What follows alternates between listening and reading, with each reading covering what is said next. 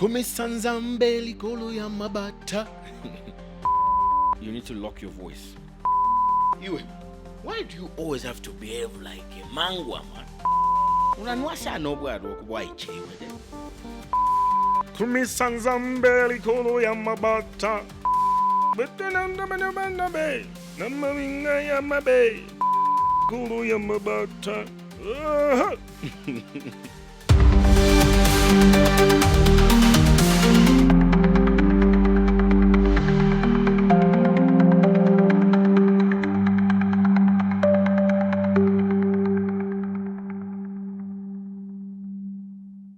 All right, beautiful. Thank you so much for joining in.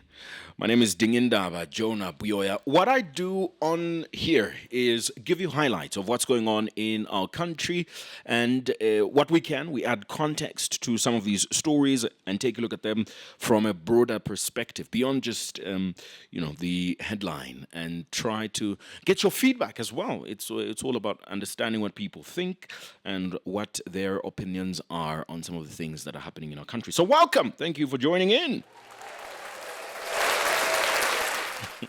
So if you ever ask why I have to play that round of applause, it's my muse. That's what they call it, isn't it? It's my muse, and it offers me inspiration, but it also gives me the motivation I need. So I'm always grateful when you give me that round of applause. Okay. Great, thank you. What are we going to be talking about? Well, the Minister of Energy is responding to issues around energy.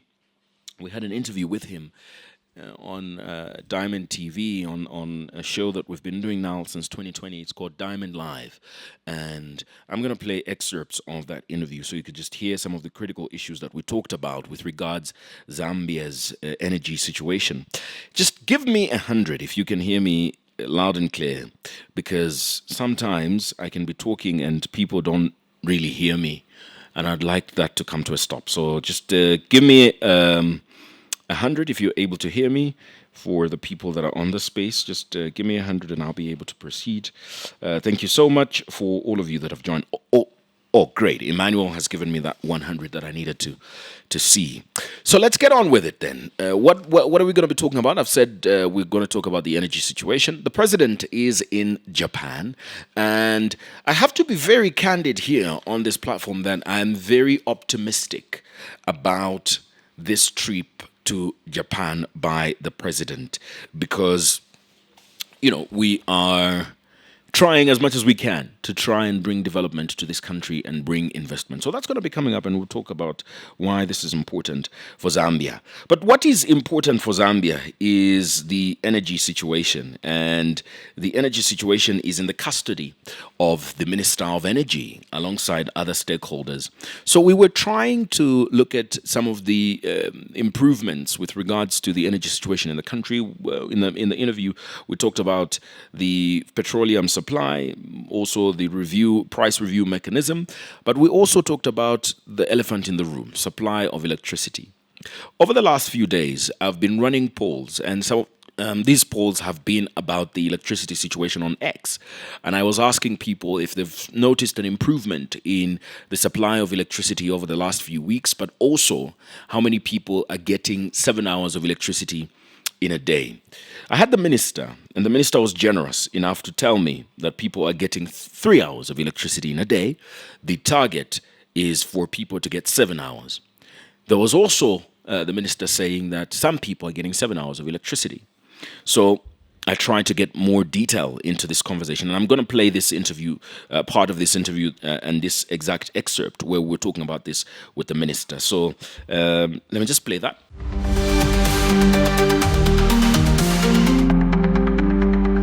Such as the coal power generation.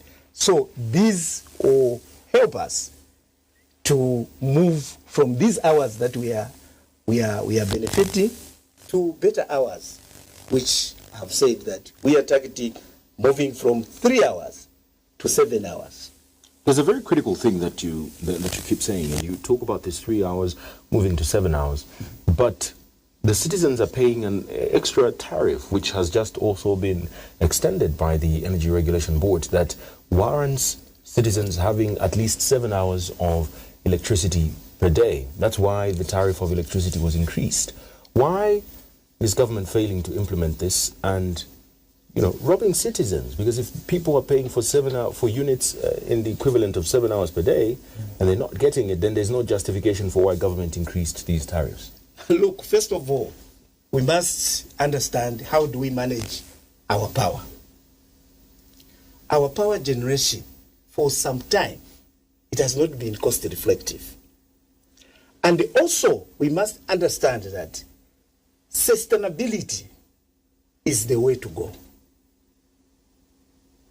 For example, if I give you the situation of ZESCO, this is an utility that we found struggling in terms of debts, struggling in the way of managing their services because of, working or trying to, to put ourselves not to run activities in a cost-reflective manner. And that is one of the reasons why the tariffs were reviewed. But that's not true, Minister. The justification by you as government was that you're increasing these tariffs so that it could enable ZESCO import electricity and match up to 7 hours of electricity per day. Not that it should become cost reflective, but because you see, and that's why the tariff is temporary. It is a temporary tariff and not a permanent one, because it is there to facilitate for 7 hours of electricity per day. Look, this is what I'm saying. You cannot import power when you don't have resources. So that's one thing, because that's why I'm saying we must run that utility in cost-reflective manner. Very, very important. Because you see, people are asking, why is government not importing power? First of all, we need to have resources to import power for the country. I agree with you, but to continue providing this service, ZESCO must have a sound resources to manage. I agree with the you, utility. Minister, but I think you're gaslighting the citizens. It's you as government who told them that if there is an increase in this tariff, this is going to enable ZESCO import electricity that will match up to 7 hours per day. So ZESCO needs cost-reflective tariffs. Yes. But this emergency increase in tariffs, yes, you as government justified, was going to enable ZESCO import electricity. Yes, we were helping the utility. So what has changed now? Definitely, first of all, like I stated, ZESCO was struggling in terms of resources. Completely it was struggling. By reviewing these tariffs, that's why we quickly looked at how do we classify these tariffs. That's why you find that in the same vein, the vulnerable citizens were considered, those who are consuming lower than 200 kilowatts. Those were considered not to be affected. Minister, why did government increase the tariffs? What did you say is the reason why government increased the tariffs? The reason, first of all, I've told you, we need to manage our utility. But that's not which what is you a said. provide. That's not what you said when you were increasing the tariffs. Listen, we need to manage our utility. In the same vein, when I'm talking about management, we are talking on how we are supposed to provide this service to the people. Is this what you said when you were increasing the tariff? Of course, that's what we said. We needed to provide, we were in a crisis. First of all, you must understand that we were in a crisis. People were facing serious load shedding. How do we mitigate? Is to make sure that ZESCO have got resources to import power in order to provide this service to the people. And have you been providing the service? Of course. I think the question John is asking is that you told us, yes, the power situation was very bad. So we need to import electricity. Mm-hmm. But before we do that, we need to increase tariffs. So you increase the tariffs.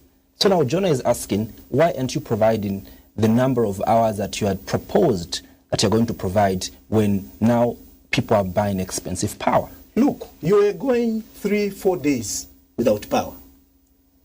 Before we made all this adjustment, it was terrible. The situation was very bad. And we said, one reason why we are putting these cost-reflective tariffs is to make sure that we are able to provide this service. No, You Minister, want- that's not what you you want- said. you- That's not what you said, Minister. You Just- said, just a minute, let me- you said you want to increase this tariff so that you can give people 7 hours of at least 7 hours of electricity per day. That's what you said. Those are the words you said. Unless you're changing the status of this situation now. But that's not what you said when the tariff was being increased. Look, colleagues, you must understand. First of all, I want to take you back. Before we did this tariff adjustment, how many days were you going without power? That's not the point. No, just a minute. How many days were you going? That's You were besides the going point. 3-4 days without power. Now, as we sat down, how do we manage? What makes our utility company to fail to import this power? We said we have to adjust these tariffs, more especially the commercial. That's where, yes. So why didn't you say that then? Why did you have to say that you will give people 7 hours? Unless you're suggesting that you didn't say that. No. That you would give 7 hours of electricity per day. No, we said. Did you not say this? Look, no. We never just jumped to 7 hours. Did government not I remember promise when I people was 7 here hours? before, I never said 7 hours. That was before the increase. There was systematic way of the way I was putting this information. From 4 days of lack of power, I said we are now going to move to 3 hours.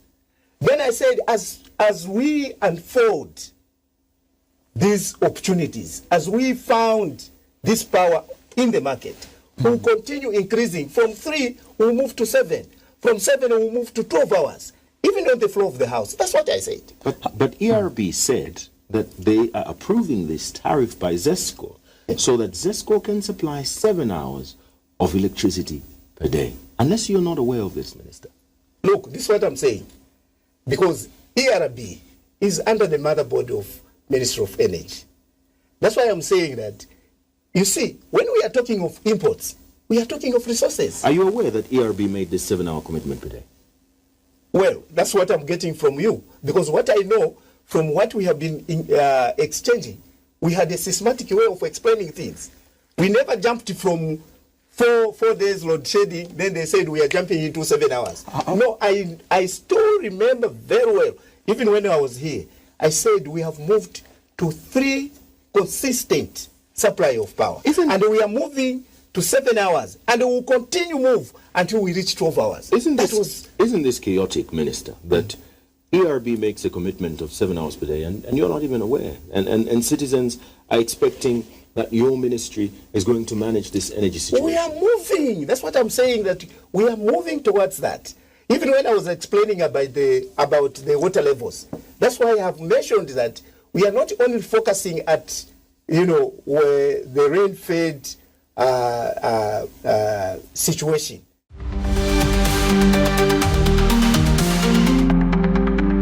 That's part of the interview that I had with the energy minister yesterday.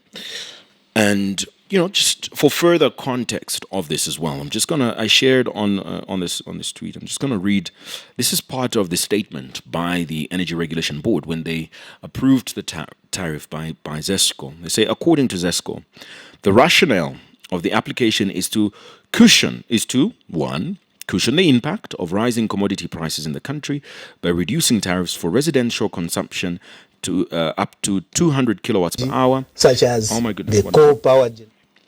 Yeah. I've read that.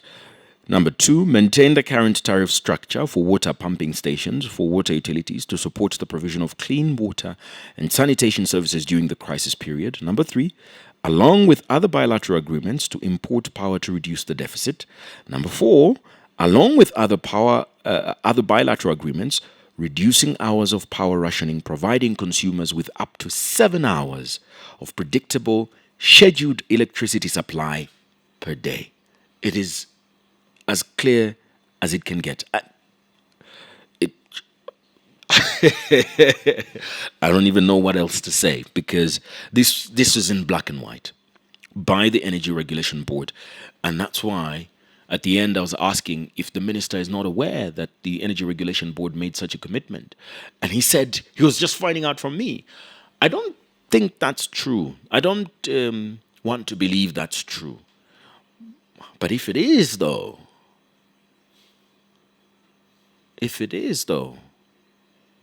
bro. The cost of inefficiency. You know what I always say, that the cost of inefficiency is very high. But anyway, President Hakainde Hichilema is calling on the Toyota Shusho Corporation to establish a parts manufacturing plant in Zambia to integrate with the company's operations in South Africa. I endorse this message. Speaking in Japan during a meeting with Toyota's leadership, led by Group President and CEO Ichiro Kashitani, President Hichilema also urged the company to expedite feasibility studies for the proposed PV solar power station in Zambia. He emphasized the government's commitment to energy security in diversifying away from hydroelectric power. President Hichilema is in Japan on a state visit, with stakeholders urging him to ensure that Zambians benefit economically from his engagements. Thank you. Thank you very much. Japan much colder. Yes. I'm sorry. Yes. President Hakainde Hichilema is in Japan on a state visit at the invitation of Prime Minister Shigeru Ishiba, marking a significant step in deepening diplomatic and economic ties between Zambia and Japan. His visit, which underscores the growing partnership between the two nations, is set to conclude on February 7, 2025. On Tuesday, February 4, 2025, President Hichilema held a crucial meeting with Toyota Shusho Corporation, where discussions centered on the establishment of a parts manufacturing plant in Zambia, an initiative expected to enhance the country's industrial capacity and integration into global supply chains. Glad you recognize our stability in the region. So I think we would like Toyota to consider that, and also for Toyota to consider, we talk when you go to your factory, looking at connecting your local assembly in South Africa with certain components made in Zambia. For example, we have the critical minerals in Zambia, copper, cobalt, nickel, manganese, lithium group, and others. So I think it's important for you to look at value investing and value addition in Zambia, but connected to your overall regional products portfolio. Mobility being one of the important things. Back home, stakeholders have expressed optimism about the potential benefits of the present visit. Just last year in 2024, you are aware that Japan committed $1.4 billion worth of investment in the mining sector. You know that Japan's investment in Africa, particularly in developing countries, can be seen around $3 billion, making it one of the largest within the World Bank in terms of contribution. So, many a time we think of Japan from the point of view of their renowned vehicle. We could be talking about Toyota, we could be talking about Lexus, we could be talking about Ehino, among others. Japan's investment in the area of automobile is unmatched. Isaac Mwanza is a governance activist. We need value additions to be added to the materials that go out. And the only way we are going to do that is when we are going to get investors from countries like Japan to come and set up industries here where they can manufacture vehicles, they can manufacture a number of things that are manufactured in Japan. President Hichilema will conclude his visit with a keynote address at the Zambia-Japan Business Forum in Tokyo on February 6, 2025, where he is expected to highlight Zambia's investment potential and call for stronger economic collaborations between the two nations. Darius Jonya, Diamond News. You know what? I have big dreams when it comes to this. And if what the president is trying to do actually comes to life, this will be amazing. We always say this, Zambia drives Toyota. If Toyota has a manufacturing plant here in Zambia, I think that the market is going to start right here. Before we talk about export or any of those things, the market is going to be right here in Zambia. Because if we're manufacturing, ideally, that's how I would understand it, that if we're manufacturing these parts here, they're going to be affordable to the huge Toyota driving market in our population. And if that's the case, we've got thousands of Zambians being employed by Toyota. But there's also a potential export market within the sub-region to Malawi, to Zimbabwe, to Namibia. I wish the president well on this. And if this does come to pass, this will be beautiful to create employment, to enhance industry. And it'll be good for Toyota, which people already drive in our population. Zambia has called for collective efforts to restore peace in Goma, in the Democratic Republic of Congo, amid ongoing clashes between government-backed forces and M23 rebels. Speaking at the official opening of the National Security Strategy Implementation and Rule of Law Roundtable Workshop in Lusaka, Ministry of Defense Permanent Secretary Norman Chipakupaku emphasized Zambia's commitment to regional stability. Zambia Army Commander Lieutenant General Jeffrey Ziele reaffirmed the Army remaining prepared to address national security threats, including climate-related disasters. And yeah.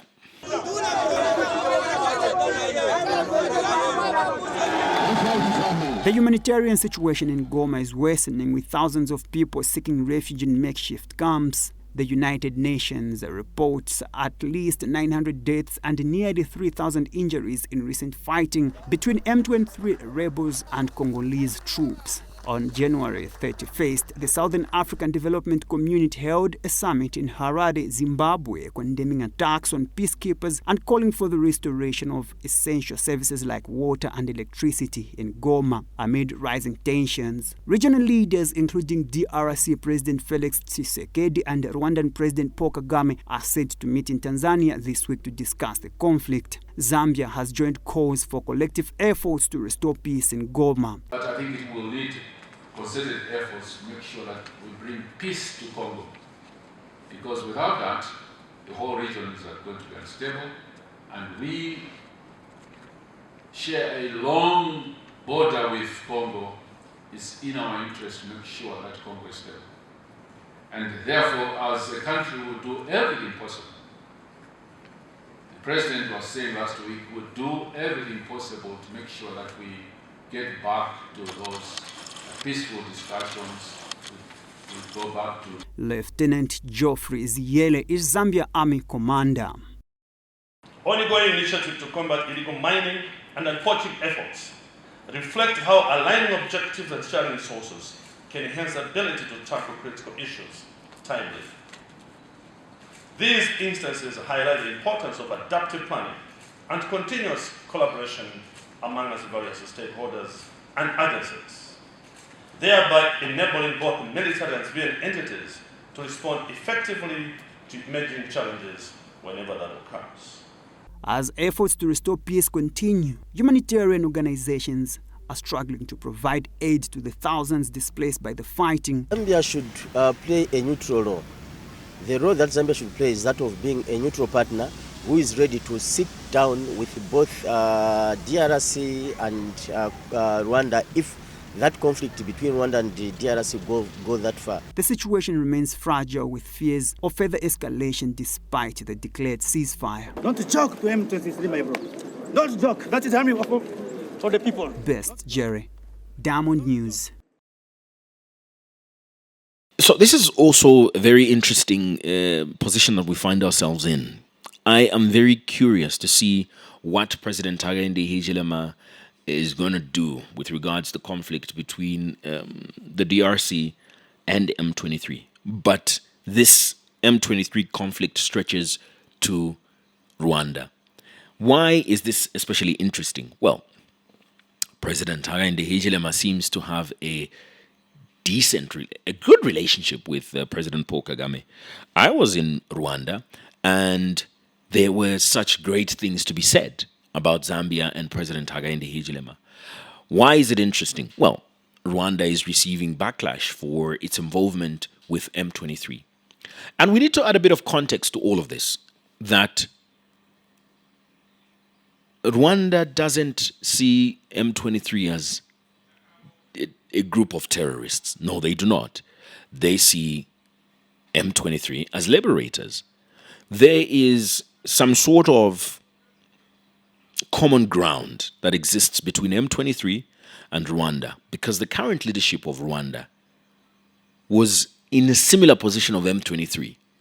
The FPR, or, well, FPR is what they say it in French, but in English it's the RPF, which is the Rwandan Patriotic Front. They were a rebel group, a rebel group that overthrew the government of the day to become the government of Rwanda today. So they kind of see themselves in M23. And I've heard President Kagame sympathize with M23. Also because what is happening to the Congolese government with M23 kind of is happening with the Rwandan government with the FDLR. Now, the thing is, FDLR is a rebel group fighting the Rwandan government, trying to take over the leadership of Rwanda, but they're not fighting in Rwanda. They're fighting from the DRC, trying to get into Rwanda. You got my point? So there's this conundrum, and Rwanda believes that, the same argument that the DRC uses to argue against Rwanda, that Rwanda is sponsoring M23, Rwanda argues that the DRC is sponsoring FDLR. But there's more to this conversation, though, and the more to this conversation is the fact that there's also this tiny detail that I think President Paul Kagame has done justice to explaining his situation with FDLR and M23, right? Even if morally I don't think I agree with him. But there's one thing that he doesn't explain thoroughly, and this is the export of coltan out of Rwanda. I wouldn't say that they don't have any minerals, but the extent of their export outmatches their capacity. They are now among the largest exporters of coltan.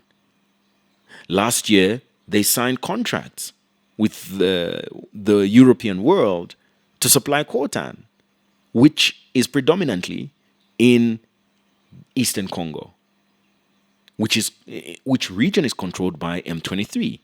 How is Rwanda exporting this mineral that is not predominantly in their country? How? How are they doing this? That's the big question. In 2022, Rwanda exported over $500 million worth of gold. Rwanda. President Paul Kagame argues that the people that are abusing Congo for minerals is South Africa and Europe. But there's this gap. There's this gap that has not been quantified by Rwanda, the export of these minerals. This is an important part of the conversation because it makes Rwanda seem like they are clearly interested in the eastern region of the DRC that is under the control of M23. Which argument FDLR uses against the Rwandan government. So it's not as easy as it appears. And I also need us to add a lot of context. Yesterday, President Paul Kagame was on an interview on CNN with Larry Madowo. And Larry was not asking a new question. This question has been asked several times. But I have to give it to him. He asked this question differently. And he asked President, not is Rwanda backing M23? No, he said, are there Rwandan troops on Congolese soil? And President Paul Kagame said, I don't know. And Larry Madowo said, but you're the commander-in-chief. And President Kagame said, yeah, but there's a lot of things I don't know. But one thing I know for sure is Is there a threat that requires Rwanda to protect itself? 100%. That I've never heard him say that. And there was a very different answer.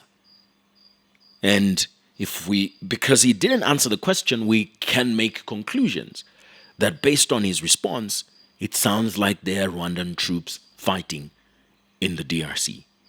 But that's not all.